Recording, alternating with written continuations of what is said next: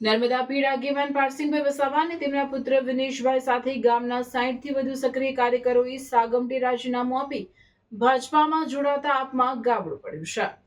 ઉમેદવાર વિનેશભાઈ વસાવાએ આપના નેતા દેવેન્દ્ર વસાવા પર ગંભીર આક્ષેપો કર્યા હતા। મંત્રી સહિત દિગ્ગજ નેતાઓની હાજરીમાં ભાજપાનો ખેસ પહેર્યો હતો। આમ આદમી પાર્ટીના ડેડિયાપાડા તથા સાગબારા તાલુકાના ખોપી જિલ્લા પંચાયત વિસ્તારના કાર્યકર્તાઓ અને આગેવાનો તેમના સમર્થકો સાથે ભારતીય જનતા પાર્ટીમાં જોડાયા હતા।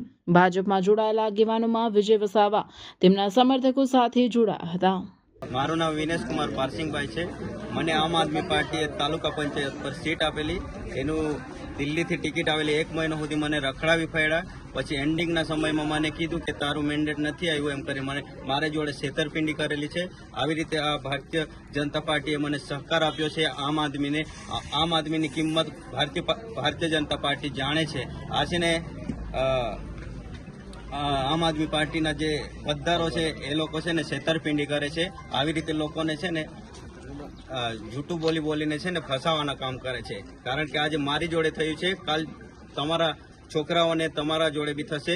એના માટે સાવચેત રહો અને બીજેપી પાર્ટી જોડે આવી જાઓ, એ જ અમારી અપેક્ષા છે। મારા બાબાને તાલુકા પંચાયતની સીટ પર ઉમેદવારીનું યાદી બહાર પડી અને 1 મહિના સુધી એ યાદીમાં નામ રહ્યું અને જ્યારે દેમોગરા એક નામ ડિક્લેર કરવા માટે એ લોકોએ મિટિંગનું આયોજન કર્યું, તેમાં ઊભા કરીને જાહેર કર્યું કે તાલુકા પંચાયતની સીટ વિનેશભાઈ પારસિંગના નામે જાહેર થાય છે।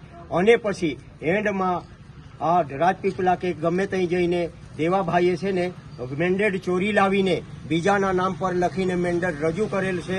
એથી અમે અમારા સમર્થકો અને અમારા આખા ગામના જે કાર્યકરો અને આગેવાનો સાથે બીજેપી પાર્ટીમાં વિધિવત રીતે જોડાઈએ છીએ।